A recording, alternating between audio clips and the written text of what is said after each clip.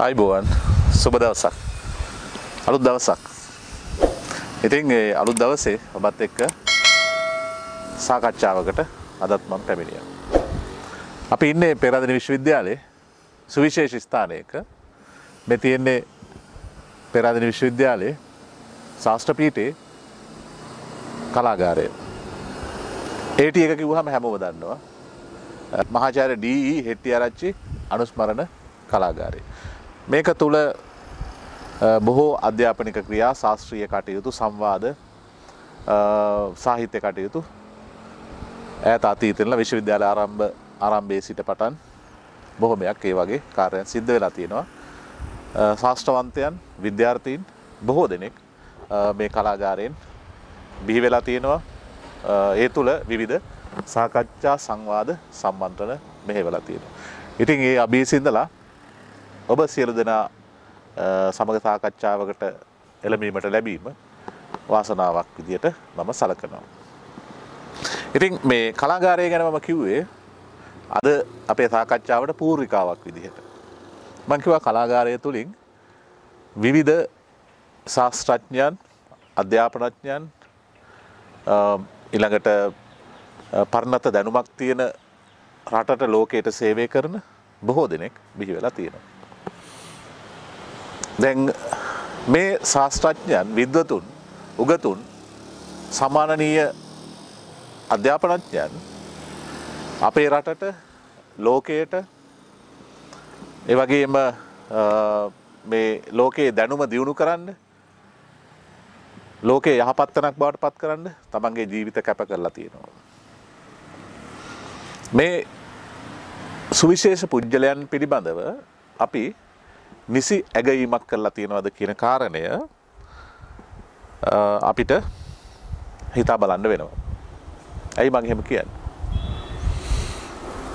දැන් හුඟක් වෙලාවට වර්තමානයේදී මේ ශාස්ත්‍රඥයන්, එහෙම නැත්නම් විද්වතුන්, මේ විශ්වවිද්‍යාල වලින් බිහි වෙන, අපේ පාසල් අධ්‍යාපනයෙන් බිහි වෙන, ඒ අධ්‍යාපන නිම කරන අය පිළිබඳව සමහර වෙලාවට වර්තමානයේදී නිසි ඇගයීමක් තියෙනවද කියන ප්‍රශ්නය තියෙනවා.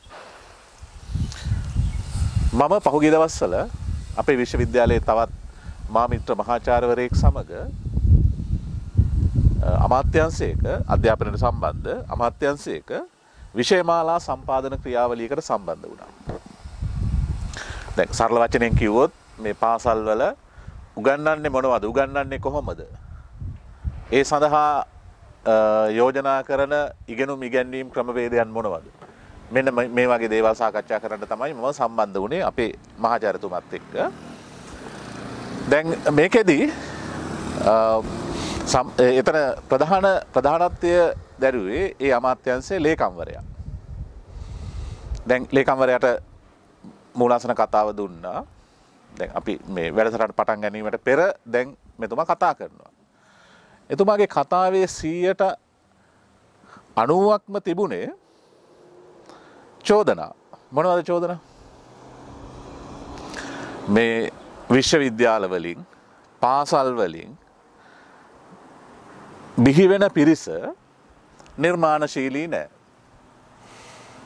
ඒ අයට නිසි දැනුමක් නැහැ. ඒ අය මේ අපේ රටේ අවශ්‍යතාවයන්ට ගැලපෙන්නේ නැහැ කියන චෝදනාව තමයි මෙයා කතාවෙන් 90%ක් විතර කළේ. දැන් අපි දෙන්න දිහාත් බලනවා. ඉතින් හරි ප්‍රශ්නයක් දැන් මේ අපිට බනිනවද කියලාත් මට හිතුණා. ඉතින් මේ දැන් මේක දිගටම අහගෙන ඉන්නත් බෑනේ. ඊට පස්සේ මෙයා කතාව අවසන් කළාම දැන් අපිටත් අවස්ථාවක් ආවා කතා කරන්න. ඊට පස්සේ මම කිව්වා ලේකම්තුමා, ඔබතුමාට මේ නිර්මාණශීලී විශ්වවිද්‍යාල ශිෂ්‍යයෝ, පාසල් ශිෂ්‍යයෝ කී දෙනෙක් ඕනේද? ඔබතුමාගේ නිර්මාණශීලී වැඩ කරන්න. දැන් අමාත්‍යාංශයේ වැඩ කරන්න. මම දෙන්නම්. අපේ ඉන්න නිර්මාණශීලී ශිෂ්‍යයෝ. ඔබතුමාට ඕනේ ගාන කියන්නකෝ. ඒ ගමම ලේකම්තුමා මතක් කරගන්න, ඔබතුමා වැනි නිලධාරීන් නිසා තමයි නිර්මාණශීලී බවක් තියෙනවා කියමින් හිතාගෙන ඉන්න ඔබතුමා වැනි නිලධාරීන් නිසා තමයි අර පහුගිය දවස්වල අහිංසක මිනිස්සු පාස්කු ඉරිදා තමන්ගේ දේව මෙහෙයට සම්බන්ධ වුණු අහිංසක මිනිස්සු 300 ගණනකට වැඩි පිරිසක් තමන්ගේ ජීවිත අහිමි කරගත්තේ. ඊට වඩා දහස් ගණනක ජීවිත ඛේදවාචක වලට මුහුණ දුන්නේ ඔබ වැනි අර නිර්මාණශීලී බව ගාගත්ත නිලධාරීන් නිසා.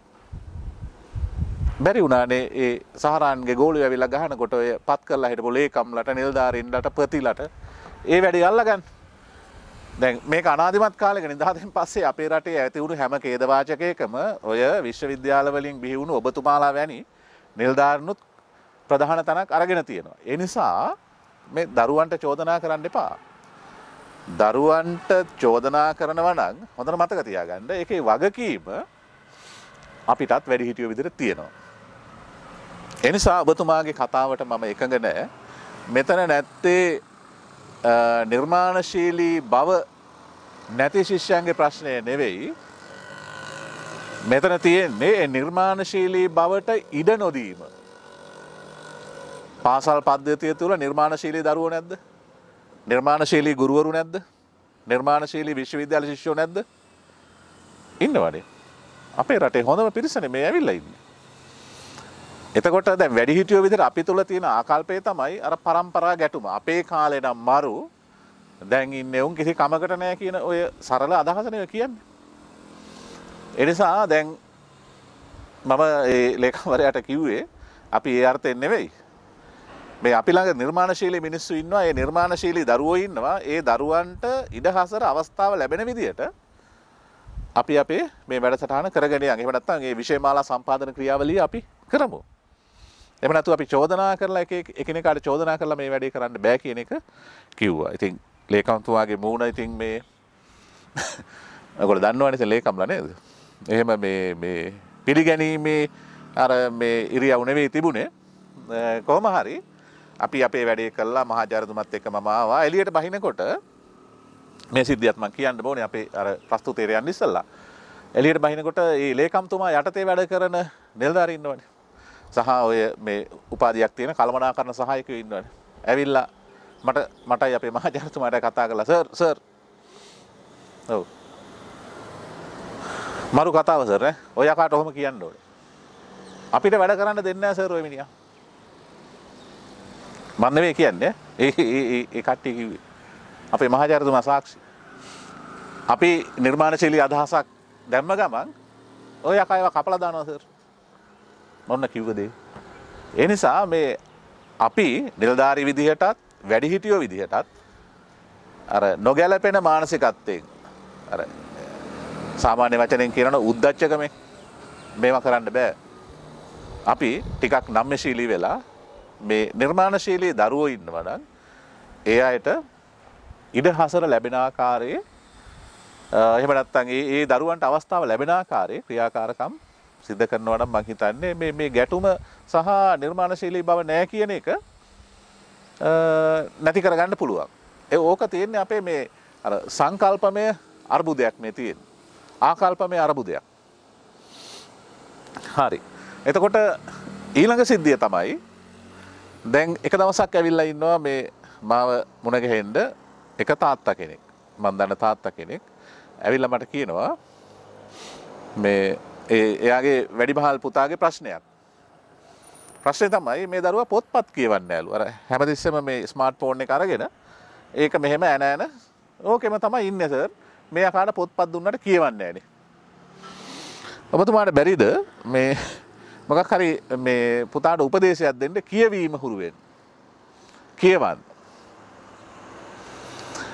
දැන් මේකත් බොහෝ දෙමව්පියන්ට මේ දවස්වල තියෙන ප්‍රශ්නයක් නේ ඔය ස්මාර්ට් ෆෝන් අරගෙන එහෙම නැත්නම් ඔය ඩිවයිසස් එක ඉලෙක්ට්‍රොනික ඩිවයිසස් අරගෙන කම්පියුටර් අරගෙන ඕවා ගේම් ගහනවා ළමයි මේ වගේ ප්‍රශ්න තියෙනවා. දැන් මේකට දැන් ළමයිට බැනලා හරියනවද කියන ප්‍රශ්නය. දැන් ඒ තාත්තට තිබුණු ප්‍රශ්නය බොහෝ දෙමව්පියන්ට තියෙනවා.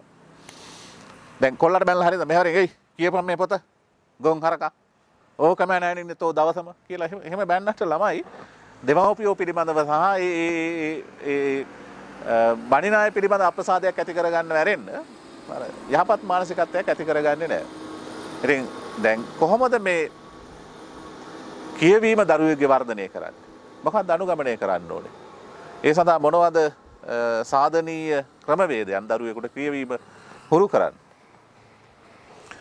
දැන් මේ සම්බන්ධයෙන් මම කල්පනා කරනකොට දැන් මේ දෙමව්පියන්ට තියෙන ප්‍රශ්නයක් දරුවන්ටත් තියෙන ප්‍රශ්නයක්. දැන් අර අපේ ඔය සාමාන්‍ය කෙනෙකුටත් තියෙන්නේ. දැන් අර ಗುಣ නැන බෙලෙන් යුතු පුතුමය ඊතා ගරු. නේද? මෝඩ පුතු 100ක් හැදුවත් වැඩක් නැහැ. 100,000 ගාණක් හැදුවත් වැඩක් නැහැ. එක පුතෙක් හැදුවොත් ඇති කියන එක. දැන් මේ කාරණේදී දැන් අපේ රටේ වැඩිපුරම ඉන්නේ මෝඩ පුතුද? දුවලත් මෝඩයි තමයි. හැබැයි මේ පුතාලගේ ක්‍රියාකාරකම් බැලුවහම හුඟක් වෙලාවට ක්‍රියාකාරකම් මෝඩයිද කියලාත් හිතෙනවා. දැන් වැඩිම හානිය කරලා තියෙන දුවලද පුතාලද මේ රටට කියලා බැලුවොත් එහෙම ඒ කියන්නේ පිරිමිද කාන්තාවද කියලා බැලුවොත් එහෙම නිදහසෙන් පස්සේ අපිට කියන්න වෙන්නේ කාන්තාවන්ට වඩා වැඩියෙන්ම හානි කරලා තියෙන්නේ මේ රටේ දියුණුවට හෝ ප්‍රගතියට මේ පිරිමි කියන එක. ඒක දේශපාලන කතාවක්නේ. ඒ නිසා මම ඒක එතනින් නතර කරන්න. හැබැයි අපි මේ පුතු දැනුවත් කිරීම සම්බන්ධයෙන් එහෙම නැත්නම් මේ පුතුන්ගේ එහෙම නැත්නම් දරුවන්ගේ කියවීම දියුණු කිරීම ඥානනය ඒ දැනුම වර්ධනය කිරීම සම්බන්ධයෙන් මොන වගේ ප්‍රවේශයක්ද ගන්න ඕනේ. මේ සම්බන්ධයෙන් දැන් අපිට අර තාත්තට තිබුණු ප්‍රශ්නේ, ඒ දෙමව්පියන්ට තිබුණු ප්‍රශ්නය කියවීම සම්බන්ධයෙන් දරුවෙකුට කොහොමද හුරු කරන්නේ? එහෙම නැත්නම් මේ ළමයා දැනුවත්භාවයෙන් යුතු දරුවෙක් බවට පත් කරන්නේ කොහොමද? මේක ඉතින් මේ විෂය 15 වුණදා සිට තිබුණු ප්‍රශ්නයක් නේ. මිනිහෙකුට දැනුම දෙන්නේ කොහොමද? පුජ්‍යලයකට දැනුම දෙන්නේ කොහොමද? කෙනෙක් යහපත් පුජ්‍යලයක් බවට පත් කරන්නේ කොහොමද? මේක විශ්වයේ උපන්දා සිට තිබුණු ප්‍රශ්නයක්. ඉතින් මේ සම්බන්ධයෙන් විවිධ දාර්ශනික ප්‍රවේශ, මනෝවිද්‍යාත්මක ප්‍රවේශ අරගෙන තියෙනවා. ඉතින් ඒ දාර්ශනික ප්‍රවේශයක්, එහෙම නැත්නම් මනෝවිද්‍යාත්මක ප්‍රවේශයක් සම්බන්ධයෙන් තමයි අද මම ඔයගොල්ලෝ සමග කතා කරන්න බලාපොරොත්තු වෙන්නේ. ඔයගොල්ලෝ දන්නවා මේ පොත නේද? විෂ්ණු ශර්මන් පඬිවරයා විසින් සම්පාදිත පංචතන්ත්‍රය. මේක සිංහලට අනුවාදනය කරලා තියෙන්නේ අනුවාදක හේමපාල මුනිදාස මහත්මයා. එතකොට ගුණසේන සමාගමේ ප්‍රකාශයක් විදිහට තියෙන්නේ. දැන් මේකේ අපූර්ව ජීවන අභ්‍යාසයන් එහෙම නැත්නම් ආදර්ශයන් රාශියක් තියෙනවා. දැන් ඔය මේ Hindu දර්ශනය තුල උපදේශ කතා තියෙනවානේ. එතකොට මේ උපදේශ කතා කෙනෙකුගේ ජීවිතය යහපත් කිරීම සඳහා තමයි නිර්මාණය කරලා තියෙන්නේ. එහෙම නැත්නම් ඒවා සම්පාදනය කරලා තියෙන්නේ. ඒක එකක් තමයි මේ විෂ්ණු සර්මන්ගේ පංචතන්ත්‍රය. දැන් මේ පංචතන්ත්‍රය වැනි පොත් අපේ දරුවන්ට කියවීම සඳහා හුරු කරනවා නම් ඊළඟට ඒ දරුවන්ට ඒ වගේ තියෙන වටිනාකම පිළිබඳව අවබෝධ වන ආකාරයේ වැඩසටහන් ක්‍රියාත්මක වෙනවා නම් මම හිතන්නේ අර තාත්තට තිබුණු ප්‍රශ්නය, අර අප්පච්චිට තිබුණු ප්‍රශ්නය, දෙමව්පියන්ට තිබුණු ප්‍රශ්නය බොහෝ දුරට निराකරණය කරගන්න පුළුවන් වෙයි. හෑන්ඩ් ෆෝන් එකට අනිනවා මේක පොත් කියවන්නේ කියන එක. ගුණ නැන බෙලෙන් යුතු පුතෙක් හදාගන්නේ කොහොමද කියන එක. දැන් මේ පොතේ මේ ග්‍රන්ථයේ මේ අපූර්වට මේක කියලා දීලා තියෙනවා. දැන් මේ ග්‍රන්ථය රචනා කරලා තියෙන කතාව, ඒ කියන්නේ මේ ග්‍රන්ථය සම්පාදනය කරන්න හේතු වුණු සංසිද්ධිය. මේක සම්පාදනය වෙන්නේ මීට අවුරුදු 2000කට වැඩි කාලයකට එපිටින්, ඒ කියන්නේ අතීතයේ. ඒ කාලයේ පවා මේ තරම් දැනුවත්භාවයක්. එහෙම නැත්නම් පුජ්‍යලයේගේ යහපත වෙනුවෙන් මේ තරම් මැදිහත් වීමක් සිද්ධ වුණා කියන එක හිතන කොටත් පුදුමයි. ඉතින් අදටත් අවුරුදු 2000 ගානක් ගිහිල්ලත් අදටත් මෙහි සඳහන් නිර්දේශයන්, මෙහි සඳහන් විවිධ කතාන්තර, විවිධ සාකච්ඡාවන් අපේ දරුවන්ගේ අනාගත යහපැවැත්ම වෙනුවෙන්, අපේ රටේ අනාගතය වෙනුවෙන් දරුවන් සූදානම් කිරීමේදී මේ වැනි මාහැගි ග්‍රන්ථ අපි දරුවන්ට හුරු කරනවා නම් මම හිතන්නේ ඒක ඊටාම වැදගත් කාරණයක්. දැන් මේකේ මේ ග්‍රන්ථය සම්පාදනය වෙන්න හේතු වුණු කාරණේ පිළිබඳව සාකච්ඡා කළොත් දැන් දක්ෂිණ ඉන්දියාවේ ඔය මහිලා රෝප්‍ය කියන ඒ නුවර ඉන්නවා අමර ශක්ති කියලා රජ කෙනෙක්. මේ අමර ශක්ති කියන රජතුමාට ඉන්නවා පුත්තු තුන් දෙනෙක්. මේ පුත්තු තුන් දෙනා පිළිබඳව රජතුමාට රජතුමා සෑයීමකට පත් වෙන්නේ නැහැ. අමු මෝඩයෝ. දැන් හොඳට මතක තියාගන්න මේ ලංකාවේ දකුණේ නෙවෙයි දඹදිව දකුණේ මේ මහිලා රෝප්‍ය නගරේ තමයි මේ අමර ශක්ති කියන රජතුමා ඉන්නේ. එතුමාගේ පුත්තු තුන් දෙනා ගැන කියනවා. ඉතින් මේ රජතුමාගේ සුවිශේෂ ලක්ෂණය තමයි තමන්ට ගැටලුවක් ආව ගමන් තමන්ගේ ඇමතිවරු කැඳවනවා. කැඳවලා සාකච්ඡාවෙන් තමයි ඕනම ප්‍රශ්නයකට ඕනම ගැටලුවකට විසඳුම හොයන්නේ. ඉතින් මේ අමර ශක්ති රජතුමා ඒ නරේන්ද්‍රයා තමන්ගේ ඇමති මණ්ඩලයට කැඳවලා කියනවා මෙන්න මෙහෙම. පින්වත්නි බලන්නකො ඇමති මණ්ඩලයට කතා කරන විදිය පින්වත්නි. අර සමහර රටවල ඇමතිවරුන්ට മന്ത്രിවරුන්ට එහෙම කතා කරන්න පුළුවන්ද පින්වත්නි කියලා? හරි. ඉතින් ඇමති මණ්ඩලය ආමන්ත්‍රණය කරලා කියනවා මපුත් කුමරුවෝ ශාස්ත්‍ර විද්‍යාවන් පිළිබඳ අල්ප මාත්‍ර අවබෝධයකුදු නැති උද්ග්‍රහණයෙහි අප්‍රිය වූ අනුවණයෝය. කටයුතු නොකටයුතු විසඳා ගැනීමේ ආත්ම බුද්ධියක් හෝ ආත්ම ශක්තියක් නැති මන්ද බුද්ධිකයෝය. ඔය අර දකුණේ රජතුමාගේ දරුවෝ තුන්දෙනා ගැන කියන්නේ. පින්වතුන් ඉදුරාම දැන සිටින මේ සත්‍ය නිසා මාහට කිසිම රාජසුවයක් නැත්තේය.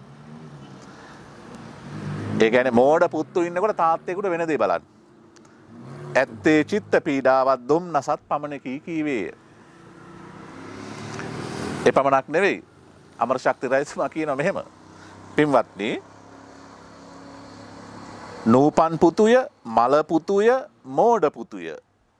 කවුද?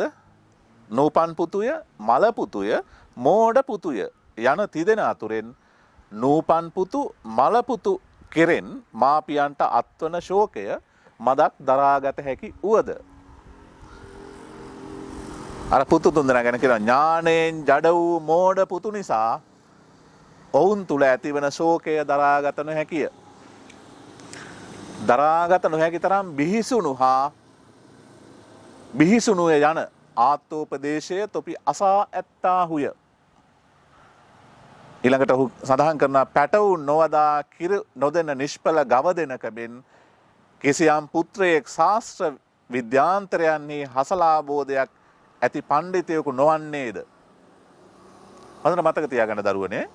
දෙමාපියන් කෙරෙහි ආදර කරුණා නොදක්වන්නේද? එපතුගෙන් ඇති ප්‍රයෝජන කවරේද? කියලා ඔහු ඇමති මණ්ඩලයෙන් අහනවා. ඒකලා ඔහු මේ ඇමති මණ්ඩලයෙන් උපදේශයක් ඉල්ලනවා. මේ මෝඩ පුතු තුන්දෙනාට උගන්වන්න ගුරුවරයෙක් හොයලා දෙන්නකො මට. ඔයගොල්ලෝ දන්නවනේ. එතකොට ඇමති මණ්ඩලයේ ඉන්න විශේෂඥ ඇමතිවරු දැනුමක් තියෙන ඇමතිවරු කියනවා දැන් ඉගෙනීම කියලා කියන්නේ එහෙම ලේසියෙන් කරන්න පුළුවන් දෙයක් නෙවෙයි රජතුමනි. ඔකට අවුරුදු 10 15 20 බර ගාණක් යනවා. එහෙම ඉගෙන ගන්න ගිහිල්ලා රාජ්‍ය පාලනය කරන්න ගියොත් මාර ප්‍රශ්නයක් වෙන්නේ. ඒ නිසා ඔය මේ අර සමහර රටවල් වල ඔය ඉන්දියන් සාගරයේ තියෙන සමහර රටවල් වල තියෙනවා මෝඩ පුතුන්ට දෙනවා ඊළඟට රාජ්‍ය පාලනය. අන්න එහෙම දීලා දාන්නකෝ කියලා කියනවා. හැබැයි එක ඇමතිවරයෙක් කියනවා දේවයන් වහන්සේ මේ මෙන්න මෙහෙම කෙනෙක් ඉන්නවා. ඒ කියන්නේ සුමති කියලා ඇමති කෙනෙක් කියනවා. වැලිදු දේවයන් වහන්සේ දැන් මේ ඔය විෂ්ණු සර්මන් පඬිවිරයා මේ ශ්‍රේෂ්ඨ ගුරුවරයෙක් කියලා රජතුමාට මේ සුමති කියන ඇමතිවරයා හඳුන්වා දෙන්නේ මෙන්න මෙහෙම. සුමති තෙමේ යලිත් මහරජු අමතා මෙයද ඇසුව මැනව අර කතන්දර ටික කියලා කියන්නේ. මේ සභාවේ සකල විද්‍යාවන්හි පාරදෘශ්‍ය වූ ශිෂ්‍ය ගණයා විසින් මුව නොසෑහෙනසේ කතනය කරනු ලබන යශෝ කීර්තියක් ඇති විෂ්ණු ශර්මන් නැමැති බ්‍රාහ්මණ පණ්ඩිතෙක් වෙයි. විදග්ධ වූ ප්‍රඥයන් බවට පත් කිරීම සඳහා මේ කුමරුවරුන් තිදෙන එම පඬිවරයා හට පවරා දෙනු ලැබේවායි පැවසුවේය. අන්න බලන්න දැන් නිසි උගතෙක් නිසි ප්‍රඥේකට තමන්ගේ ඒ රජතුමාගේ දරුව පවරා දෙන්න කියලා බුද්ධිමත් ඇමතිවරයෙක් යෝජනා කරනවා. ඉතින් මීට වඩා රෙකමෙන්ඩේෂන් එකක් අවශ්‍ය වෙන්නේ නැනේ. රජතුමා වහාම විෂ්ණු ශර්මන් පණිවිඩයක් කැඳවනවා. කැඳවලා කියනවා මෙන්න මෙහෙම. භාග්‍ය සම්පන්න බ්‍රාහ්මණය. සකල ශාස්ත්‍ර පාරගත භාග්‍ය සම්පන්න බ්‍රාහ්මණය. ඔහුට නිසි ගෞරවය දෙනවා රජතුමා. "එයි මෙහෙමනේ මුන්ට උගන්නපන්." එහෙම කියන්නේ. "අඩෝ මාචාර්යා උගන්නපන්." එහෙම කියන්නේ. අපේ සමහර අය වගේ. මපුත් කුමරුවන් තිදෙනා මාහට අනුග්‍රහය පිණිස බාරගෙන අනන්‍ය සාධාරණ ලෙස නීති ශාස්ත්‍රයේ ප්‍රගුණ කෙරේවා. එසේ කළ කල්හි ඔබගේ පරිභෝගයේ පිණිස සන්නස්පතක් පිට ගම්වර 100ක් තෑගි කරන්නෙම් වේදයි. ඔන්න රජුරෝ කියනවා මගේ දරුවන්ට ඉගැන්නුවොත් මම ඔබට සන්නස් පිට ඔප්පු පිට ලියා දෙනවා ගම්වර 100ක්. දැන් ඔහම කිව්වහම දැන් මේ මෙතන තියෙන හොඳ පණිවිඩයක් අපේ ගුරුවරුන්ටත්. දැන් ගුරුවරු හුඟක් වෙලාවට මම දැක්කා ඔය පහුගිය දවස්වල Facebook එකේ දාලා තියෙනවා 3 පන්තියේ ඔන්ලයින් කරනවා මාසේ වියදම දාන්න කියලා. මාසේ ඒ අදාළ ගාස්තුව දැම්මොත් ඔයාලට පුළුවන් ඔන්ලයින් එකට සම්බන්ධ වෙන්න කියලා 3 පන්තියේ ළමයිට අපේ ඉස්කෝල ගුරුවරු එහෙම බඩුත් ඉන්නවා. දැන් හිතලා බලන්න මේ ළමයිට කන්න බොන්නත් නැහැ පණ රැකගෙන බොහොම අමාරුවෙන් ඉන්න දෙමව්පියෝ එක්ක. ඒ අයගෙන් අපේ ගුරුවරු එහෙමයි දැන් ඔය ටියුෂන් වලට ගියාම ඉතින් තව බොහෝ දේවල් කියන්න පුළුවන්. හැබැයි මේ විෂ්ණු සර්මන් පණිවරයා ඒ ගුරු වෘත්තියට මහා ආදර්ශයක්. අර අපි කියන්නේ රෝල් මොඩල් කියලා. ඒ කියන්නේ එයාගේ භූමිකාව අර විශ්වාන්තරයි.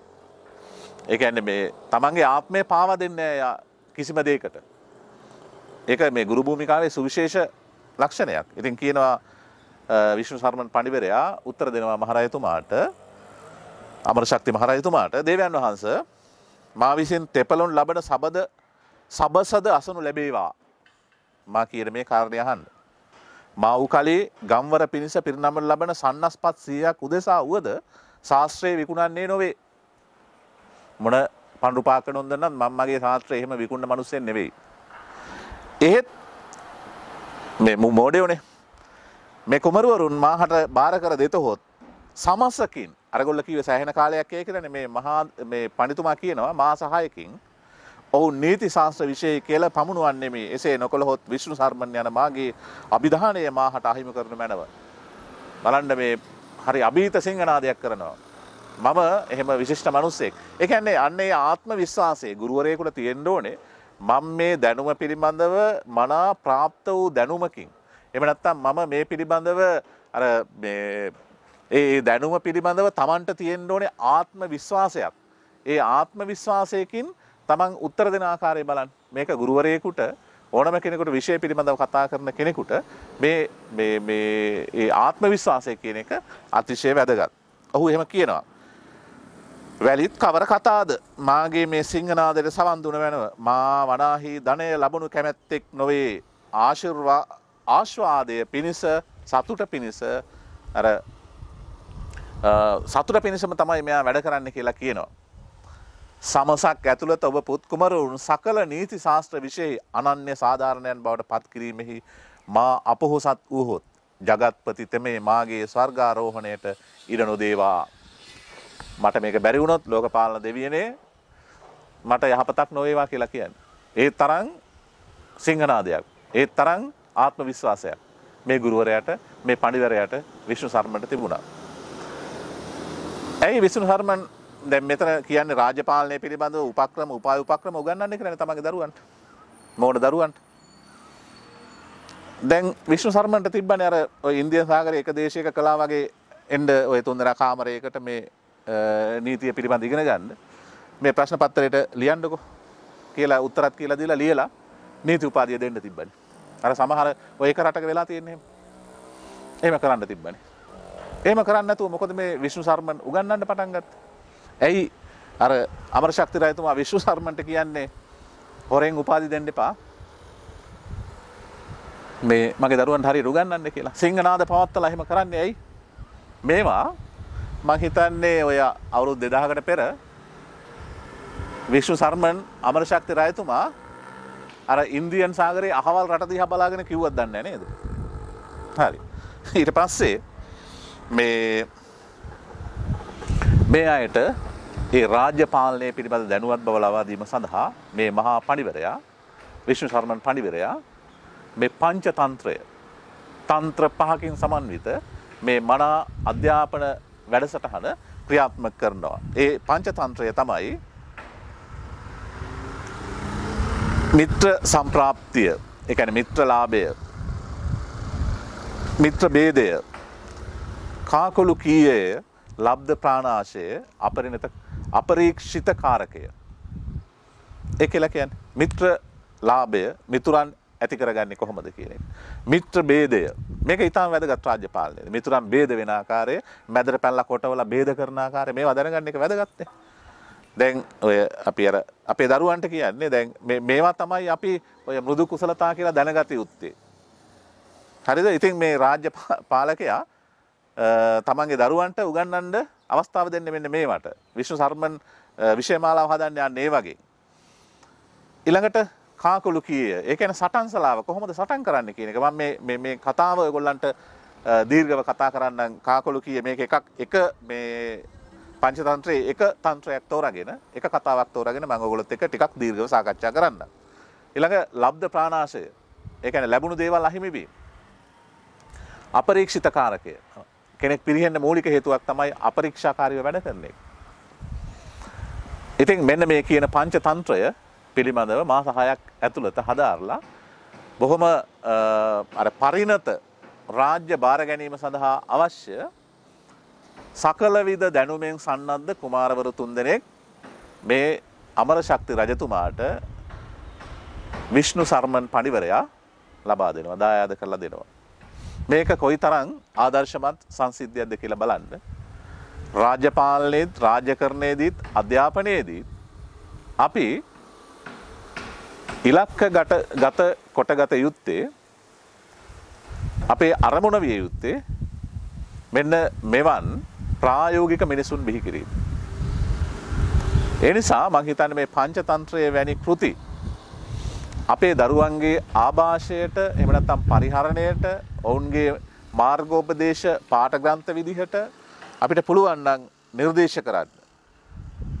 පෙළ පොත් වලින් එහෙම නැත්නම් අපේ ඉගෙනුම් ඉගැන්වීම් ක්‍රියාවලියට ඒ වගේම අපේ විවිධ වැඩසටහන් වලදී විෂය සමගාමී විෂය පරිබාහිර ක්‍රියාකාරකම් වලදී මේක ඊටාම වැදගත්. විශේෂයෙන් දෙමව්පියන්ට පුළුවන් මේවා සම්බන්ධයෙන් දරුවොත් එක්ක සාකච්ඡා කරන්න විවේක වේලාවල් වලදී. මේ කතා පිළිබඳව දරුවොත් එක්ක ඒ දරුවන්ට කියවන්න දීලා ඒ පිළිබඳව ගත ආදර්ශ කතා කරන්න පුළුවන්. අපේ ගුරුවරුන්ට පුළුවන්. ඒකෙන් තමයි අපිට ප්‍රායෝගික මිනිස්සෙක් නිර්මාණය කරගන්න පුළුවන් වෙන්නේ. දරුවන්ට චෝදනා කළාට මේ හෑන්ඩ් ෆෝන් එහෙම නැත්නම් ස්මාර්ට් ෆෝන් අරගෙන ගේම් මේ ගහනවා කියලා, ඒවා සෙල්ලම් කරනවා කියලා දරුවෝ ඒ වගේ ඉවත් කරන්න බෑ. අපි නිසි ක්‍රමවේද අනුගමනය කරන්නේ නැත්තම්. ඔවුන්ට ඒවට ආසාව ඇති වෙන ආකාරයේ, පොතපතට ආසාව ඇති වෙන ආකාරයේ යම් මැදිහත් වීම කරන්නේ නැත්තම්. දැන් මම ඔයගොල්ලන්ට පැහැදිලි කළා මේ විෂ්ණු සර්මන් පඬිතුමා ඇයි පංචතන්ත්‍රය මේ මාහැඟි කෘතිය ග්‍රන්ථය සම්පාදනය කළේ කියලා. එතකොට දැන් ඒකම මම පැහැදිලි කළා ඇයි මේ වගේ කෘති ග්‍රන්ථ අපේ ඓතිහාසික ඒ උපදේශාත්මක කතා අපේ දරුවන්ගේ පරිහරණයට එහෙම නැත්නම් කියවීම සඳහා ලබා දිය යුත්තේ ඇයි කියන කාරණය. දැන් මේ කාරණය වඩා හොඳින් වඩා පැහැදිලිව මේ පංචතන්ත්‍ර කෘතිය සිංහලට අනුවාදය කළ හේමපාල මුනිදාස ශූරීන් තමන්ගේ ප්‍රස්තාවනාවේ අපූර්වට ලියලා තියෙනවා. මෙන්න මෙහෙම. ඇයි මේ දරුවෝ මේක පරිහරණය කරන්න ඕනේ? ඇයි ඉගෙන ගන්න ළමයි මේ පංචතන්ත්‍රයේ වැනි ඒ උපදේශාත්මක කතා පරිහරණය කළ යුත්තේ? ඔහු සඳහන් කරනවා මෙහෙම. ස්මෘති ප්‍රඥාවෙන් යුක්ත වූ උදාර ගුණ සම්පන්න දීර වීර ගුණයෙන් හොබනා පරිසමාප්ත පුරුෂයෙකු වී සමාජයේ බැබලීම පිණිස මෙබඳු ග්‍රන්ථයන්ගේ පරිශීලනය අවශ්‍යය. පුහුදුන් ගති වශයෙන් මිනිස් සමාජයේ පවත්නා දුර්ගුණ දුර්ගති හා දුර්මත හතර මතක තියාගන්න දුර්ගුණ දුර්ගති හා දුර්මත දුරු වී එහි විචාර බුද්ධියත් සත්‍ය සම්මානයත් මෙරමා හිතානුකම්පාවත් සමානාත්මතාවත් පහළ කරවීම මෙම විශ්ව ග්‍රන්ථයෙන් බලාපොරොත්තු වන මූලික පරමාර්ථයකි. ඉතින් මෙන්න මේ මෙරමා හිතසුව පිණිස සමානාත්මතාවයේ පිණිස හිතානුකම්පාවෙන් ජීවත් වීම සඳහා යථාර්ථය දැකීම සඳහා විචාර බුද්ධිය වර්ධනය කර ගැනීම සඳහා ඔබට මෙවන් උපදේශාත්මක කෘති පරිහරණය අතිශය වැදගත්.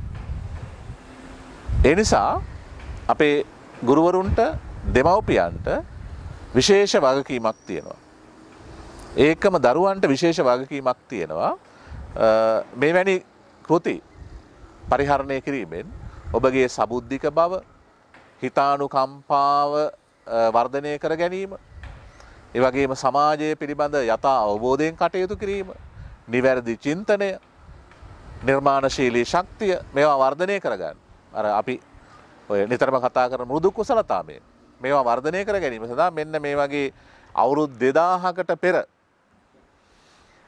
රචනා වුණු සම්පාදනය වුණු මේ මාහැඟි උපදේශාත්මක කතා ඒ කතා මාලාවක් තියෙන මේ පංචතන්ත්‍රය තුල එකිනෙකට ඇමිනු අර මුතු වැලක් වගේ එක කතාවකින් තවත් ආදර්ශමත් කතාවක් ඒ කතාවෙන් තවත් ආදර්ශමත් කතාවක් ඒ විදිහට අර කුමාරවරු තුන්දෙනාගේ අවශ්‍යතාවය ඉටු කරන්න එහෙම නැත්නම් ඒ දරුවන් දැනුවත් කරන්න රචනා කළා කියලා කිව්වට මේ සමාජයේ සිටින සියලු දෙනා යහපත් පුජ්‍යලයන් බවට පරිවර්තනය කරන්න, පත් කරන්න, ඔවුන්ගේ සිහි බුද්ධිය සවිඥානික බව වර්ධනය කරන්න තමයි මේ විෂ්ණු සර්මන් පඬිවරයා ඉන්දියාව විශ්වාස කරන විදිහට තවත් විවිධ අර්ථකථන තියෙනවා වෙන වෙන අයත් මේ කතා එකතු කළා කියලා.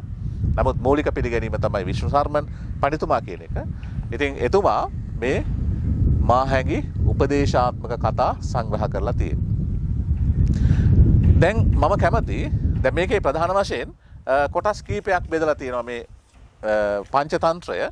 අර මම කලින් කිව්වා වගේ මිත්‍ර ભેදය, මිත්‍ර සම්ප්‍රාප්තිය, කාකොළු කීය, ලබ්ධ ප්‍රාණාශය, අපරීක්ෂිත කාරකය. මේ විදිහට කොටස් පහකින් තියෙනවා. මම අද ඔයගොල්ලොත් එක්ක කතා කරන්නේ කාකොළු කීය. ඒ කියන්නේ කාක්කෝ සහ බකමූණෝ අතර ඇති වුණු සටනක් පිළිබඳව. ඒ කියන්නේ දෙගොල්ල අතර ඇති වුණු ගැටුමක් පිළිබඳව තියෙන කතාව. මේක ඇතුලේ අතුරු කතා රාශියක් තියෙනවා. නමුත් මම හිතන්නේ මේ ප්‍රඥාව වර්ධනය කර ගැනීම සඳහා කෙනෙකුගේ අපූර්ව උපදේශාත්මක කතාවක් මේ කාකොළු කීය. එහෙම නැත්නම් කාක්කන්ගේ සහ බකමූණන්ගේ ප්‍රශ්නය. දැන් මේක ගැන කතා කරන්න ඉස්සෙල්ලා දැන් අර මම කලින් සඳහන් කළානේ මේ අපේ රටේ ඔය පහුගිය කාලේ යුද්ධයක් තිබුණා අවුරුදු 30ක් නේද? නිදහස ලැබලා අවුරුදු 30කට පස්සේ තවත් අවුරුදු 30ක් එක දිගට පැවතුණු යුද්ධයක් තිබුණා. ඒකෙදි මිල කළ නොහැකි ජීවිත විශාල ප්‍රමාණයක් අහිමි වුණා. ඊළඟට දේපල හිතා ගන්න බැරි තරම් දේපල අහිමි වුණා. මානසිකව මිනිස්සු මැරි ජීවත් වෙන්නේ. ඒ කියන්නේ මිනිස්සුගේ සිත, මනස මේවා විනාශ වුණා. තවමත් අපි ඉන්නේ ඒ අර ගරා වැටුණු එහෙම නැත්නම් ඒ යුද මානසිකත්වයෙන් අපි ඉන්නේ. මේ කාලය තුල අපේ ආර්ථිකයේ වැදගත් මර්මස්ථානවලට ඒ වගේම මිල කළ නොහැකි වටිනා ජීවිතවලට ඒ යුද්ධය නිසා හානි වුණා. ඒකම මෑතකදී පහුගිය අවුරුද්දේ අප්‍රේල් මාසේ එල්ල වුණු අර මේ මරාගෙන මරන බෝම්බ ප්‍රහාර අන්තවාදී කණ්ඩායමක් එල්ල කළ ඒ අර පාස්කු දේව මෙහෙයට සම්බන්ධ වෙමින් හිටිය ඒ කිතුණු බැතිමතුන් ඉලක්ක කරගෙන එල්ල කරන ලද බෝම්බ ප්‍රහාරය. මේවා එකක්වත් දැන් ඊට පෙර ඔය යුද්ධය පැවතුණු කාලේ අපේ වටිනා රාජ්‍යතාන්ත්‍රිකයෙක් මම හිතන්නේ එහෙම රාජ්‍යතාන්ත්‍රිකයෙක් අය අපේ ඉතිහාසය තුල ශ්‍රී ලංකා ඉතිහාසය තුල හිටියේ නෑ. අනාගතයේත් බිහි වෙයිද කියන ප්‍රශ්නේ තියෙනවා. ලක්ෂ්මන් කදිරගාම මැතිතුමා. එතුමා තමන්ගේ ගෙදර ඉද්දී ස්නයිපර් ප්‍රහාරයකින් ප්‍රහාරයක් එල්ල කරලා ඝාතනය කරනවා. මෙන්න මේ වගේ වටිනා මිල කළ නොහැකි ජීවිත විනාශ වෙනවා. හැබැයි මේ හැම අවස්ථාවකම ඒ යුද්ධය එහෙම නැත්නම් ඒ අවශ්‍ය චරපුරුෂ සේවාවන් එහෙම නැත්නම් යුද්ධය මෙහෙයවීම සඳහා නිසි දැනුමක් සහ අත්දැකීම් තියෙන ඒ යුද්ධය සම්බන්ධයෙන් ඒ විෂය සම්බන්ධයෙන් අවබෝධයක් තියෙන අය ඉහළ තනතුරු වලට පත් කරලා තිබුණාද කියන ගැටලුව ඉතිහාසය ඉතිරි කරලා තියෙනවා අපිට. ඒ කියන්නේ හැම අවස්ථාවකම දැන් පාස්කු ප්‍රහාරය ගත්තොත් ඒකට වග කිය යුතු කෙනෙක් නෑ අද වෙද්දී. ඒ වටිනා ජීවිත 300 ගණනක් විනාශ වෙලා ගියා. තවත් දහස් ගණනක් ආබාධිත වුණා. තවම මේ ඛේදවාචකයෙන් විඳවන පවුල් සංඛ්‍යාවක් ඉන්නවා. රටක් විදියට අපි ආර්ථික වශයෙන් ලොකු ආඝාතයකට ගියා. මෙච්චර බරපතල සිද්ධියක් සිද්ධ වෙලත් ඒක වගකීම බාර ගන්න කෙනෙක් නැහැනේ. එතකොට ඒකට පත් කරලා හිටපු ප්‍රධාන නිලධාරීන්ගේ එක්කෙනෙක් කියනවා ගහයි කියලා දැනගත්තා එච්චර හයියෙන් ගහයි කියලා හිතුවේ නෑ කියලා. මාර කතාවක් නේ. ගහයි කියලා දන්නවලු. ඔච්චර හයියෙන් රිදෙන්න ගහයි කියලා හිතුවේ නෑලු. දැන් මෙන්න මේ වගේ අතිශය ප්‍රාථමික දැනුමක් ඒ සම්බන්ධයෙන් මෙලෝ හසරක් දන්නේ නැති අය තමයි ආරක්ෂාව සම්බන්ධයෙන් මේවට පත් කරලා හිටියේ. ඒ නිසා තමයි අර අහිංසක ජීවිත අකාලේ වන්දි ගෙව්වේ විනාශ වෙලා ගියේ. හැබැයි ඔය කතා කරන ඒ ලොකු මහත්තුරු මේ පංචතන්ත්‍රය කියවලා තිබුණා නම් පංචතන්ත්‍රයේ මේක තන්ත්‍රයක් වන කාකොළු කීය කපුටන් සහ බකමූණන් අතර සංසිද්ධිය කියවලා තිබුණා නම් මම හිතන්නේ ඔය ඒ ඛේදවාචකයේ සිද්ධ වෙන්නේ නැහැ. දැන් ඊට පෙර අපි 2009 දී යුද්ධය ජයග්‍රහණය කරනවානේ. LTT සංවිධානයත් එක්ක තිබුණු ඊළාම් රාජ්‍යයක් බිහි කරන්න තිබුණු යුද්ධය අපි ජයග්‍රහණය කරනවා. ඒ ජයග්‍රහණය කළේ කොහොමද? ඒ අදාළ තැන්වලට ඒ අදාළ විෂය සම්බන්ධයෙන් ප්‍රාමාණික දැනුමක් තියෙන ඒ විශේෂඥයන් පත් කළා. යුද හමුදාපති, ආරක්ෂක ලේකම්, රාජ්‍ය නායක මේ තනතුරු. ඊළඟට ඒ සේනාවේ විවිධ කණ්ඩායම් වලට අදාළ සේනා විධායකවරු හරියටම ස්ථානගත කරලා නිවැරදි එල්ලේ බලලා පහර දුන්නා. අපි හිතාගත්තටත් වඩා ඉක්මනින් අවුරුදු 30ක් යුද්ධ කරපු ඒ ද්‍රවිඩ ත්‍රස්තවාදීව පරාජය කරන්න අපේ හමුදාවන්ට හැකි වුණා. ඒ ඇයි? ඒ අදාළ තැන්වල අදාළ නිලධාරීන් චරපුරුෂ සේවාවන්, බුද්ධියොත් රහස් ඔත්තු සේවාවන් නිසි පරිදි ස්ථානගත කරලා තිබුණා. නිසි පුහුණුව ලබා දුන්නා, නිසි ආයුධ ඒ උපකරණ මිලදී ගත්තා. ඒ නිසි ක්‍රමවේද අනුගමනය කළා. ඒ නිසා ඒක ගැටලුවක් වුණේ නැහැ.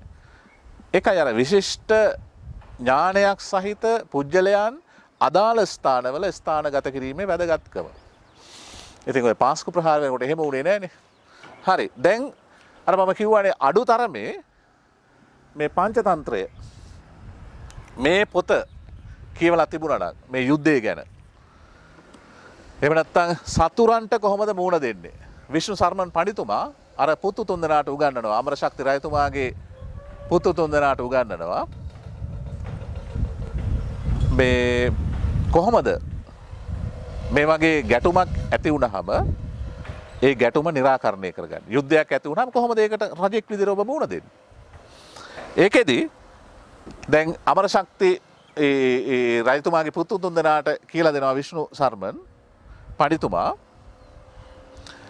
එක විශාල නුග වෘක්ෂයක් තියෙනවා. ඒ නුග වෘක්ෂයේ කපුටු රංචුවක් ජීවත් වෙනවා. ඒ කපුටු රංචුවේ නායකත්වය පරිවාර ජනතාවත් එක්ක මේඝ කියන කපුටු නායකයා ජීවත් වෙනවා. ඊට පස්සේ ඒ කපුටන්ට එරෙහිව සටන් කරන අර දැන් අර ඒ දවස්වල ප්‍රභාකරන් හිටියා වගේ. කපුටන්ට එරෙහිව සටන් කරන රුපමද්දන කියලා බකමූණෙක් ඉන්නවා ළඟ ගල් ගුහාවක. ඉතින් රුපමද්දන හරි බලවත්. රැට ඇවිල්ලා අර කපුටන්ට ප්‍රහාර එල්ල කරනවා. රැට කපුටන්ට ඇස් පේන්නේ නැහනේ. ඉතින් බකමූණට රැට ඇස් පේනවා. ඇවිල්ලා අර දහස් ගණනක් අර විශාල නුග වෘක්ෂයේ ඉන්න කපුටෝ රැට ඝාතනය කරලා දානවා. ඉතින් කාලයක් යනකොට ඒ බිම පුරාම කපුටන්ගේ යටකටු. දැන් මේ මේඝ කියන කපුටු රජතුමාට ලොකු ප්‍රශ්නයක් මේකට මුහුණ දෙන්නේ කියලා. කොහොමද කියලා. ඊට පස්සේ කපුටු රජතුමා තනියම තීරණ ගන්නේ නැහැ. කැඳවනවා තමන්ගේ മന്ത്രിවරු, ඇමතිවරු. මේ රජතුමාට ඉන්නවා උපදේශක මණ්ඩලයක්. ඒ උපදේශක මණ්ඩලය කැඳවනවා. කැඳවලා අහනවා අපි මොකද කරන්නේ මේකට? ඒ ඇමති මණ්ඩලය නම් අපූරුයි. පූර්ණ ජීව, සංජීව, කේවල ජීව, සදා ජීව සහ දීර්ඝ ජීව. මේ කපුටු മന്ത്രിවරු. අර එක අපි දන්න රටක ඉන්න අර කපුටු ඇමතිවරු වගේ නෙවෙයි මේ අය. දැන් කැඳවලා අර මේඝ කියන කපුටු රජතුමා ඇමතිවරුන්ගෙන් අහනවා, മന്ത്രിවරුන්ගෙන් අහනවා. කොහොමද අහන්නේ? පින්වතුනි, තොපි හැමදෙනාම දැන සිටින පරිද්දෙන් අපේ ප්‍රතිමල්ලවයා වූ කලී අවස්ථාවට අනුකූලව කටයුත්තේ යෙදෙන ධෛර්ය සම්පන්න සාඩම්බර සතුරෙකි. රෑබෝවුණු පසු පැමිණ හෙතෙම අපේ ජනතාව නසා ගසා දමන්නේය. රාත්‍රී කාලයේ අපි අන්දයෝ වම්හ. ඉතින් සතුරාගෙන් බේරීම සඳහා අපි විසින් කුමක් කොට යුත්තේද? සතුරෙකු ඇති වූ කල්හි ක්‍රියා කළ යුතු ෂඩෝපක්‍රමයක් ඇත්තේය. මොනවද ක්‍රම 6? සංදීය, විග්‍රහය, යානය, ආසනය, සංග්‍රහය, ද්වෛදීභාවය යනුවෙන් එම ෂඩෝපක්‍රමය දක්වන ලදහ. ඉදින් මේ උපක්‍රම අතුරින් මේගොල්ලන්ගෙන් අහනවා කෙබඳු උපක්‍රමයක් අනුව මේ අවස්ථාවේ ක්‍රියා කළ යුත්තේදැයි කවුඩු රජතමේ විචාලේය. එතකොට ඉස්සලම උත්තර දෙනවා. දැන් කවුඩු රජතුමා മന്ത്രിවරුන්ගෙන් අහනවා. മന്ത്രിවරු පළවෙනියා උත්තර දෙනවා. පළවෙනියා කවුද? පුනර්ජීව. පුනර්ජීව කියනවා අම්මෝ රජතුමනි, ඌ බලවත්, ගහගන්න යන්න එපා, සාමයෙන් ඉමු. අපිත් එහෙම හිටියනේ නේද කාලයක්. සතුරා බලවත් නම් නැට්ට අකුලගෙන අපි ඉමු උත් එක සේප් එකේ. එහෙම කියනවා. කොහොමද කියන්නේ? මෙන්න මෙහෙම කියනවා. දේවයන් වහන්සේ තමන්ට වඩා බල සම්පන්න සතුරෙකු සමග සටනට නොයා යුතුය. අපේ සතුරා අති බල සම්පන්නය. අවස්ථානුරූපව පහර දීමේ සමර්ථය. එයින් ඔහු හා සමෝදානය පැවැත්විය යුතුයි හෙතෙම පවසා මේ සුභාෂිතයේද ඇසුව මැනවයි කියලා කතන්දර ටිකක් කියනවා. සාමයෙන් ඉන්න ඕනේ. ඇයි සතුරත් එක්ක ගහගන්න නම් යන්න එපා. මාර බලවත්. අපිටත් එහෙම උපදේශකයෝ හිටියා ඉස්සර. ඔහු උදාහරණයක් කියනවා ජීවිතයේ ආපදා සම්පන්නව පවතිත හොත් දුෂ්ටයන් සමග වුවද සමාදානයක්ම පැවැත්විය යුත්තේ. අපේ ජීවිතයට තර්ජනයක් නම් ඕනම කුණු ගොඩක් එක්ක, ඕනම කහල ගොඩක් එක්ක, ඕනම මිනිහෙක් එක්ක läගලා හිටියට කමක් නැහැ කියලා ඒ ඇමතියා යෝජනා කරනවා රජතුමාට. හරි. ඊළඟට බලමුකෝ දෙවනියා. දෙවනියා කියනවා මේ සංජීව ඇමතිවරයා මෙන්න මෙහෙම කියනවා. එයාගේ මූලික තර්කය තමයි අරයා කියනවා මේ සමාදානෙන් ඉන්න ඕනි කියලා. මෙයා කියනවා එහෙම නෙවෙයි. රජුව අහනවා පින්වත තාගේ අදහස අසන්න කැමැත්ත මේ සංජීවට කියනවා. සංජීව කියනවා පුනර්ජීවගේ අදහසට මම එකඟ වෙන්නේ නැහැ. සතුරා ක්‍රූර නම්, තෘෂ්ණා බරිත නම්, ප්‍රතිපත්ති රහිත නම්, සතුරන්ගේ හැටිනේ. ඔහු හා සමාදානයක් නොපැවැත්විය යුතුයි. පවසා මේ සුභාෂිතයේද ඇසුව මැනවයි කියලා එයා කියනවා. මේ සමාදානෙන් ඉන්න ඕනේ. ඔය සතුරා මේ නපුරුයි නම් ඌට පහර දෙන එක තමයි තියෙන්නේ කියලා ඔහු කියනවා. ඒ උපදේශය.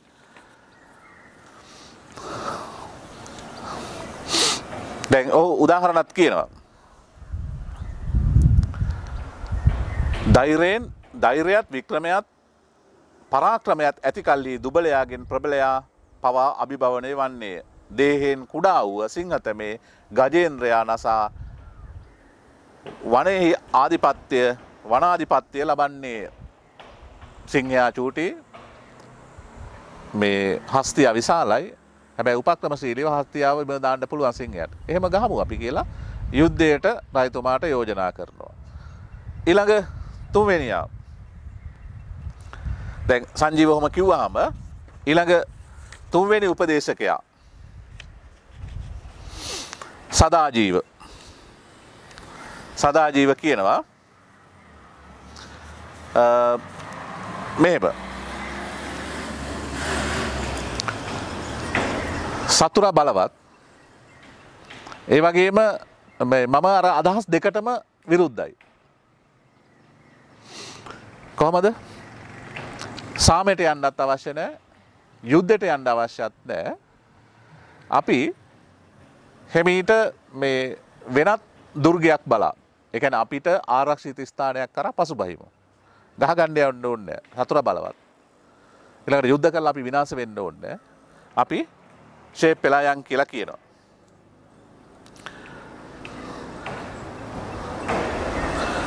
ඉතින් ඒ කවුඩා එහෙම උත්තර දෙනකොට ඊළඟ උපදේශකයා කියනවා මෙහෙම කේවල ජීව.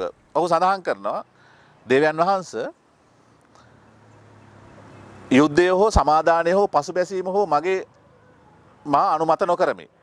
සදාජීව පවසා මේ සුභාෂිතයේද ඇසුව මැනවි කියලා. ඔහු කියනවා යුද්ධයත් ඕනේ නැහැ, සාමයත් ඕනේ නැහැ, පහර දීම ඕනෙත් නැහැ, පසුබැසීම ඕනෙත් නැහැ. අපි පුළුවන් තරම් අපි ප්‍රබලයි කියලා පෙන්නමු. වායුධ මිලදී අරගෙන ඒවා වටේ අගල් කපලා, යුදාගල් කපලා අපි සතුරට ටිකක් ප්‍රබලයි කියලා පෙන්නමු. එතකොට සතුරා බය වෙනවා අපිට.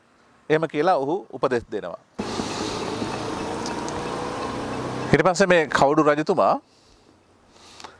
යෝජනා කරනවා මේ අහනවා ඊළඟ ඇමතිවරයාගෙන්. ඔහු දීර්ඝජීවීන් අහනවා දීර්ඝජීව ඔබේ අදහස. පින්වත තාගේ අදහස් දැනගන්න කැමැත්තෙමි. ඔහුගෙන් අහනවා. එතකොට දීර්ඝජීව මෙහෙම උත්තර දෙනවා. ඇසුව මැනව දේවයන් වහන්සේ. සය වැදෑරුම් යුද්ධ තන්ත්‍රය අතුරෙන් සංග්‍රහයට මම කැමැත්තෙමි. ප්‍රබල සතුරෙකුගෙන් විපතක් එළඹ සිටි කල්හි එයින් ආරක්ෂාව සැලසීම සඳහා ප්‍රබල වූ හෝ නොවූ මිත්‍රයෙකු සහයට ගැනීමෙන් මෙහිදී සංග්‍රහ තන්ත්‍රය ක්‍රියාවේ යෙදිය යුතුයි. ඊ දීර්ඝජීව පවසා මේ සුභාෂිතයේද ඇසුව මැනවයි කියලා ඒකට කරුණු කාරණා කියනවා. ඇයි අපි තුන්වෙනි පාර්ශවයක එහෙම නැත්නම් මිත්‍රයෙකුගේ, දැන් අපි නම් ඉන්දියාව හරි නෝර්වේ හරි අර දවස්වල ජපානයේ හරි නේද? එහෙම මිතුරන්ගේ සහාය අපි අරගෙන වැඩේ ගොඩ දාගමු කියලා දීර්ඝජීව යෝජනා කරනවා. ඊට පස්සේ රජතුමා මේ සියල්ල අහගෙන ඉන්නවා. ඒකම ඒ කපුටන් අතරේ ඉන්න වයෝවෘද්ධම කපුටත් මෙතෙන්ට ගේනවා. ඔහු මේ රාජ්‍ය තන්ත්‍රය, යුද තන්ත්‍රය මේවා පිළිබඳ මනා අවබෝධයක් තියෙන ප්‍රඥා සම්පන්න කෙනෙක්. රජතුමා තනියෙන් තීරණ ගන්න අර ඇමතිවරු එක එක යෝජනා ඉදිරිපත් කරන්න පුළුවන්, ප්‍රොපෝසල් දෙන්න පුළුවන් නේ. ඉතින් මේ ප්‍රොපෝසල් වලට රජතුමා සමන් දෙනවා. ඒකම රජතුමා විශේෂඥයන්ට සමන් දෙන්න අවස්ථාව දෙනවා. ඉතින් මේ විශේෂඥයට අවස්ථාව දෙනවා රජතුමා. ඒ තමයි තීක්ෂණ ජීව. මේ කපුටු රැහේ ඉන්න වයස්ගතම වයෝවෘද්ධම නමුත් දැනුමෙන් ප්‍රඥාවෙන් ඉහළම කෙනා. ඔහුගෙන් අහනවා ඔබ දැන් අහගෙන හිටියනේ මේ ඇමතිවරු 5 දෙනා කරන යෝජනා. ඔබ මොකද කියන්නේ මේ බකමූණගෙන් බේරෙන්න මේ කියන ක්‍රම වලින් මොකද්ද වඩා හොඳ? ඔබේ යෝජනාව දෙන්නකෝ. බලන්නකෝ යුද්ධයකට මුහුණ දෙනකොට මේ අනතුරකට මුහුණ දෙනකොට සතුරෙකුට මුහුණ දෙනකොට මොනතරම් උපක්‍රමශීලීව සාකච්ඡා කළා ඒ ආරක්ෂක මණ්ඩලය කැඳවලා අදාළ නියෝජිතයන්ගෙන් අදහස් අරගෙන එහෙමනේ කරන්න ඕනේ. මේ ඔයා එන්න එපා, ඔයා යන්න පැත්තකට, ඔයා අදාළ නැහැ, මාත් එක්ක තරහයි, ඔයත් එක්ක මං තරහයි කියලා. එහෙම එලවන්න බෑනේ මේ ආරක්ෂක මණ්ඩලය රටක. මේ කපුටෙකුට තිබුණු විඥානය බලන්නකෝ. නේද? අපේ තේරෙනවනේ. ඉතින් මේ දැන් තීක්ෂණ ජීව කපුටු ඒ විශේෂඥයා මෙන්න මෙහෙම දෙනවා. වයෝ වෘද්ධ විශේෂඥයා. පියාණනි. රජතුමා කියනවා මේ පියාණනි කියලා අහනවා එයාගෙන්. දැන් දෙන ගෞරවය බලන්නකෝ. එළඹී පවත්නා උදර සම්බන්ධයෙන් ඔබ හමුවේදීම මගේ අවශේෂ මන්ත්‍රීන්ගේ අදහස් විචාරීමෙන් මා අදහස් කළේ ඔවුන්ගේ අදහස් ඔබ හටද ඇසෙන්නට සලස්වා ඔබගෙන් තීරණයක් ලබා ගැනීමය. එහෙයින් මෙහිදී කෙබඳු ක්‍රියාකලාපයක් අනුගමනයකට යුතුදැයි සැලකරනු මැනවි. කවුඩු රජත මේ තීක්ෂණ ජීවගෙන් විමසුවේ බලන්නකො රජතුමාගේ කොයිතරම් නිර්හංකාර බවක් ඊළඟට උපක්‍රමශීලී බවක් සහ දුරදක්නා නුවණක් තියෙනවද කියලා අහනවා. එතකොට තීක්ෂණ ජීව කපුටු පඬිවරයා උත්තර දෙනවා පුතුණෝනි ඔවුන් විසින් ප්‍රකාශ කරන ලද්දේ සංග්‍රාම තන්ත්‍රයේ විවිධාංගයෝය. එම අංග ඒ අවස්ථාවට අනුරූපීව යෙදිය යුතුය. ඒ අවස්ථාව බලලා ඒ තැනට ගැලපෙන විදිහට ඒවා යොදන්න ඕනේ. ඒවා මේ හිතුව මතේ යොදන්න ඕනේ සංග්‍රාම උපක්‍රම නෙවෙයි. එහෙත් දැන් එළඹ තිබෙන අවස්ථාව වනු උමනා කරන්නේ ද්වෛදී භාවයේ මිස අන් කිසිවක් නොවේ. ඔහු යෝජනා කරන උපක්‍රමය අර තැනට සුදුසු විදිහට අරවා යොදාගත්තට ප්‍රශ්නයක් නැහැ. හැබැයි දැන් එළඹිලා තියෙන සිටුේෂන් එක තත්ත්වය අනුව ඕනේ යුද උපක්‍රමයක් විතර ද්වෛදී භාවය. ඕක ඉතින් අපිට තිබ්බේ නැහනේ. තිබ්බද? තිබුණු අවස්ථාවේ අපි ජයග්‍රහණය කළා. නැති හැම අවස්ථාවකම අපිට උනේ අහිමිවීම. සමාදාන ප්‍රයත්නයකින් සතුරාගේ විශ්වාසයේ දිනා අවස්ථාවක් බලමින් සිට මර්මස්ථානයේ බලා පහර දීමයින් අදහස් වන්නේය. ඒ කියන්නේ සතුරට පෙන්නනවා අපි නිකන් සාමයෙන් ඉන්නවා වගේ. එහෙමනේ අපි යුද්ධෙ දිනුවේ.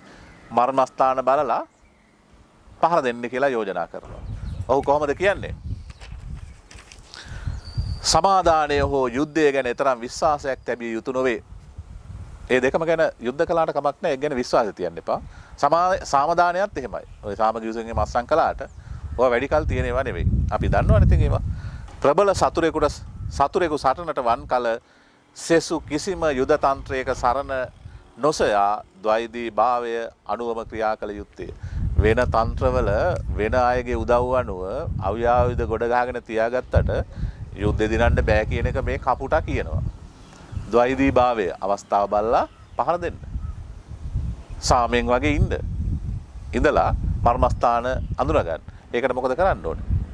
චරපුරුෂය යොදවන්න කියනවා. ඔහු උපදෙස් දෙනවා මෙන්න මෙහෙම.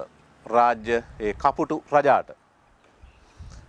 තමා සම්බන්ධයෙන්ුත් මේක දරුවන්ටත් වැදගත් මේක නරඹන සීල දනාට වැදගත්. මේක අහගන්න හොඳට. තමා සම්බන්ධයෙන්ුත් ගුරු දෙගුරුන් සම්බන්ධයෙන්ුත් දෙවියන් සම්බන්ධයෙන්ුත් ඍජුත්වයෙන් ක්‍රියා කළ යුත්තේය. ඒ කියන්නේ තමා සම්බන්ධ තමන්ගේ හිතට එකඟව වැඩ කරන්න කියන මෘදු කුසලතා. ගුරු දෙගුරුන් සම්බන්ධයෙන් තමන්ගේ ගුරුවරුන් දෙමව්පියන් මේ සියලු දෙනා සම්බන්ධයෙන් ඊට පස්සේ තමන්ගේ ඇදහිම් සම්බන්ධයෙන් විශ්වාසයන් සම්බන්ධයෙන් දෙවියන් කිව්වේ එකයි. දෙවියන් සම්බන්ධයෙන් ඔබ ඍජුව ක්‍රියා කළ යුතුයි. ස්වභාව ධර්මයේ සම්බන්ධයෙන් ස්වභාව ධර්මයේ බලාගෙන ඉන්න ඔබ දිහා ඔබේ ක්‍රියාකලාපයන්. එහෙත් ඒකම ඔහු කියනවා ඍජුව ක්‍රියා නොකළ යුත්තේ කවුරු එක්කද කියලා. සතුරන් සමග කිසි විටකත් ඍජුත්වයෙන් ක්‍රියා නොකළ යුත්තේය. ඔහු තවත් කියනවා ව්‍යාජ මිත්‍රයා සම්බන්ධයෙන් ඍජුව ක්‍රියා කරන්න අවශ්‍ය නැහැ. සුපරීක්ෂාකාරීව සිට ඊටාම හොඳ මර්මස්ථානයක් පහළ වනවත් සමගම සතුරාට පහර දිය යුතුය. ඔන්න කපුටු විශේෂඥයාගේ උපදේශය. මර්මස්ථානයක් බලලා හොඳම වෙලාව බලලා පහර දෙන්න. අපි යුද්ධෙ දිනුවේ එහෙමනේ. මර්මස්ථාන බලලා හතර වටින් පහර දුන්නා. දින්නනේ අපි 2009. හැබැයි ඒ මර්මස්ථාන පිළිබඳ අවබෝධයක් නැතුව ඇතැරලා හිටිය මේ පහුගිය කාලේ සතුරා ඇවිල්ලා අපේ ආගමික මධ්‍යස්ථාන වලටම ඇවිල්ලා අපි බල ඉදි නේද? පහර දීලා ගියා. එහෙත් පියාණනි සතුරාගේ බල දුර්ගයේ කොහි පවතීදැයි මම නොදන්නෙමි. ඉතින් ඔහුගේ මර්මස්ථානය හා ඊට පහර දිය යුතු අවස්ථාවත් සොයාගන්නේ කෙසේදැයි කවුඩු රජ පිළිවිස්සේය. දැන් රජතුමා කල්පනා කරනවා මේ අපේ පඬිතුමා මෙහෙම උපදෙස් දෙනවා මං කොහොමද මේ මර්මස්ථාන හොයාගන්නේ? මර්මස්ථානට ගහන්න කියලා මෙයා කියන්නේ. ඔන්න රාජ්‍ය පාලනයේදීත් ජීවිතයේදීත් තමන් ක්‍රියා කරන ආයතන තුලත් මනා ලෙස ඒ පාලක කාරකාදීන් ඒ කටයුතු සම්පාදනය කරන අය සිහියේ තබා ගත යුතු තදින් කුසලතාවය. කපුටු පඬිවරයාගේ මුවින් විෂ්ණු සර්මන් මෙහෙම කියනවා. පුත්‍රය සතුරාගේ මර්මස්ථානයත් ඊට පහර දීම සඳහා ඊටාම හොඳ අවස්ථාවක් උදක් චරපුරුෂයන්ගේ මාර්ගයෙන් දත යුත්තේ චරපුරුෂ සේවාව. රහස් ඔත්තු සේවාව. බුද්ධ්‍යංශය කියලා කියන්නේ අපි අද. අන්න ඒක දිනු කරන්න කියලා කියන්නේ. ඒක වුණාද අපේ? ඒක වෙනවද? බුද්ධ්‍යංශ මොනවද හොයන්නේ? හෙව්වේ මොනවද? ඔහු ඒකට උදාහරණයක් දෙනවා. ඉවැල්ලීමෙන් ගවයාත්, වේදයේ පාඨනය කිරීමෙන් බ්‍රාහ්මණයාත්, net සිත් යෙදීමෙන් සාමාන්‍ය මිනිසාත් චරපුරුෂ උපදේශයෙන් රජුත් තත්ත්ව ඥානනෙහි යෙදෙන්නාහ. තොරතුරු හොයාගන්නේ ගවයා කොහොමද? ඉවල්ලලා. බල්ලෝ බලල්ලු එහෙම ඉවල්ලලා. බ්‍රාහ්මණයා කොහොමද දේවල් හොයාගන්නේ? වේදය, ඍග්, යජුර්, සාම, අතර්වණ ඔයනි වේද ගාථා කීමෙන් ඔහු සත්‍ය හොයාගන්න. ඒ තුලින් රජුරුව කොහොම සත්‍ය හොයාගන්නේ? එවන රට පාලනය කරන කෙනා චරපුරුෂ සේවාව වගේ. එහෙම කියලා තීක්ෂණ ජීව යෝජනා කරන රජතුමාට හොඳ චරපුරුෂ සේවයක් හදාගන්න. හරි. එහෙම කළා මේ කපුටු පිරිස එකතු වෙලා ඒ ගල් ගුහාවේ හිටිය අර බකමූණගේ ඒ ප්‍රහාරය එහෙම නැත්නම් ඒ බකමූණු පිරිස මර්ධනය කළා කියලා තමයි. එහෙම නැත්නම් ඒ යුද්ධය ජයග්‍රහණය කළා කියලා තමයි අවසානයේ විෂ්ණු සර්මන් මේ කාකොළු කීයය අවසන් කරන්නේ. ඉතින් මම හිතන්නේ ටිකක් දීර්ඝ වුණත් මේ කතාව අහගෙන ඉන්නකොට කියවනකොට අපිට අපි පිළිබඳව අවලෝකනය කරන්න එහෙම නැත්නම් අපි පිළිබඳව නැවත සිතා බලන්න. අපි ගත්ත ක්‍රියාමාර්ග එහෙම නැත්නම් අපි අද දවසේ ගන්න ක්‍රියාමාර්ග පිළිබඳව විශ්ලේෂණය කරලා බලන්න හොඳ මේ මාර්ගෝපදේශයක් මේ උපදේශක කතා ඇසුරෙන් විෂ්ණු සර්මන් පඬිවරයා සම්පාදනය කරනවා. ඉතින් අර මම මුලින් සඳහන් කළ කාරණාවලට නැවත ගියොත් අර පුතා පොත්පත් කියවන්නේ කියන තාත්තටත් ඊළඟට අර අපිට චෝදනා කළ විශ්වවිද්‍යාලයෙන් අධ්‍යාපන ආයතන වලින් සක්‍රීය එහෙම නැත්නම් නිර්මාණශීලී දරුවෝ බිහි වෙන්නේ නැහැ කිව්ව ලේකම්වරයාටත් පොදුවේ අපි සියලු දෙනාටත් මේ මාහැඟි උපදේශාත්මක ග්‍රන්ථයෙන්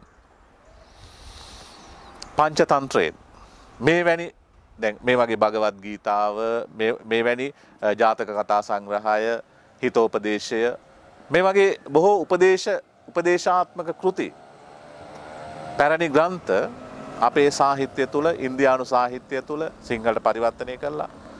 ලෝකේ වෙනත් රටවල් වලින් දැන් ඔය මැද පෙරදිගින් ආව අරාබි නිසොල්ලාසය ඒ වගේම අර මම ඔයගොල්ලොත් එක්ක සාකච්ඡා කරන මේ කතන්දර නේද දැන් නක්සුදීන්ගේ කතා මෙන්න මේ වගේ දේවල් අපේ දරුවන්ගේ සහ අපේ සබුද්ධික බව වර්ධනය කර ගැනීම සඳහා යොදා ගන්න පුළුවන්. ඉතින් ඒ නිසා අර කෙනෙකුට චෝදනා කිරීම නෙවෙයි අපේ උරුමයන් එහෙම නැත්නම් මෙන්න මේ අතීතය අපිට නිර්දේශ කරන මාර්ගෝපදේශයන් එහෙම නැත්නම් ඒ උපදේශක ග්‍රන්ථයන් අපේ දරුවන්ට පරිහරණය කිරීම සඳහා වඩා සාධනීය ලෙස ඔවුන්ට දැනෙන ලෙස ඔවුන්ට සමීප කරනවා නම් මම හිතන්නේ අපිට පුළුවන් වඩා යහපත් සබුද්ධික බවකින් යුතු නිර්මාණශීලී බවකින් යුතු දරුවෝ නිර්මාණය කරන්න. චෝදනාවට වඩා අවශ්‍ය වෙන්නේ ඒ නිසි මාර්ගෝපදේශය සැලසීම කියන එක තමයි කියන්න තියෙන්නේ. ඉතින් ඒක තමයි අද දවසේ මට මේ මගේ මේ සාකච්ඡාවෙන් පැහැදිලි කරන්න උවමනා වුණේ. මම හිතන්නේ යම් පණිවිඩයක් ඔයගොල්ලන්ට ලැබෙන්න ඇති. ඉතින් ඒකම මෙවන් වැඩසටහන් අපි මේ අපේ නාලිකාව පැහැසර අරුණ තුලින් ක්‍රියාත්මක කරනවා.